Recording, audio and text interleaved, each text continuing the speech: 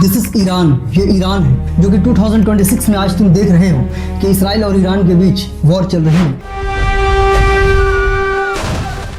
जिसमें USA completely involve है, जिसे आज पूरा मिडिल ईस्ट जल रहा है। लेकिन ये सब कुछ हो क्यों रहा है? सिर्फ एक वजह से कि ईरान न्यूक्लियर पावर न बन जाए। तुम सोच रहे हो ये सब हमसे क्या लेना? जस्ट स्टॉप, यू इमेजिन कि 1974 से पहले इंडिया के पास भी कोई न्यूक्लियर वेपन्स नहीं था, चाइना के पास था, और अमेरिका जो आज इसराइल की मदद कर रहा है वो उस टाइम पर पाकिस्तान का बेस्ट फ्रेंड था। The time ahead, Pakistan and the United States can look forward to a better time of peace and a time. सोचो अगर 1998 में ऑफिशियली पोखरण टेस्ट नहीं होता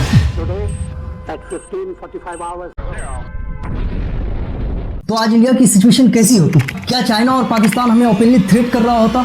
और क्या इंडिया भी ईरान की तरह आज प्रेशर में होता? और इस कमी का सबसे ज़्यादा फायदा कौन उठाता? और आज इंडिया की इकोनॉमी और संप्रभुत्ता की क्या सिचुएशन होती बिना न्यूक्लियर वेपन्स के? आइए आज की वीडियो में इस पार्टी को डिटेल में समझते हैं। 3 underground nuclear tests in the Pokhran Ray.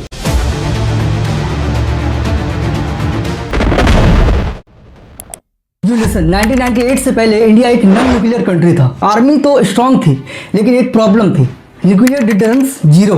कि चाइना ने इंडिया से पहले ही 1964 में ही न्यूक्लियर टेस्ट कर लिया था, और पाकिस्तान भी अपने न्यूक्लियर प्रोग्राम एग्रेसिवली डेवलप कर रहा था, और अमेरिका जो पाकिस्तान को वेपन्स दे रहा था कोल्ड वॉर के टाइम से ही। इसका मतलब क्या है कि इस रीजन में 2 न्यूक्लियर पावर्स होते, और बीच में इंडिया जो विदाउट न्यूक्लियर बैकअप का होता। अगर पोखरण टेस्ट नहीं होता तो ये सिचुएशन धीरे धीरे चेंज होने लगती। पाकिस्तान और ज़्यादा एग्रेसिवली स्टैंड ले सकता था, और जिससे बॉर्डर की टेंशन फ्रीक्वेंट हो सकता था, और न्यूक्लियर की थ्रेट एक प्रेशर टूल बन जाता। और चाइना भी एग्रेसिवली इस रीजनल प्रेशर को बढ़ा सकता था। वो कैसे? कि चाइना तिब्बत की जैसा इंडिया के साथ भी करता, और जिससे नॉर्थ ईस्ट की प्रेशर इंडिया पर बढ़ता, और अरुणाचल प्रदेश को ऑफिशियली अपना बुलाना शुरू कर देता चाइना, जिसके लिए इंडिया उसके खिलाफ प्रोटेस्ट करता, और चाइना न्यूक्लियर कार्ड दिखाता।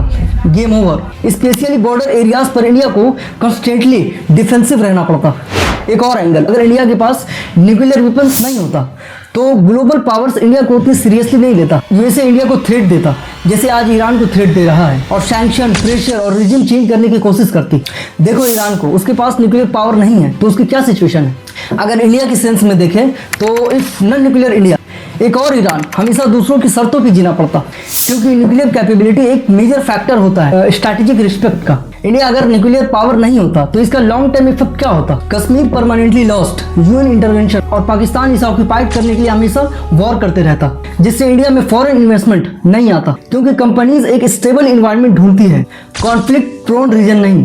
आईटी बूम स्लो हो सकता था, और ग्लोबल लेवल पर इंडिया का कॉन्फिडेंस उतना स्ट्रांग नहीं होता, और G20 ब्रिक्स जैसे प्लेटफॉर्म पर भी इंडिया का रोल उतना स्ट्रांग नहीं होता। सिंपल शब्दों में कहूं तो इंडिया ग्रो करता, लेकिन उतनी स्पीड और कॉन्फिडेंस के साथ शायद नहीं।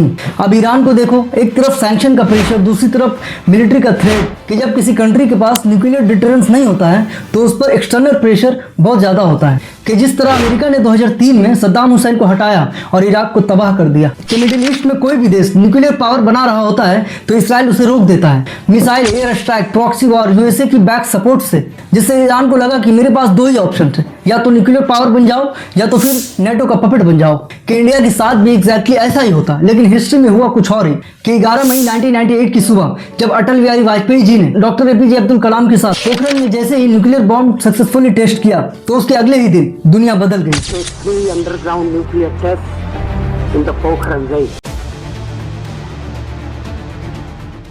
अमेरिका ने इंडिया के ऊपर सैंक्शन लगा दिए, लेकिन इंडिया ने उसकी कोई परवाह नहीं की, क्योंकि इंडिया जानता था एक बार न्यूक्लियर पावर बन जाओ तो कोई तुम्हें टच तक नहीं कर सकता।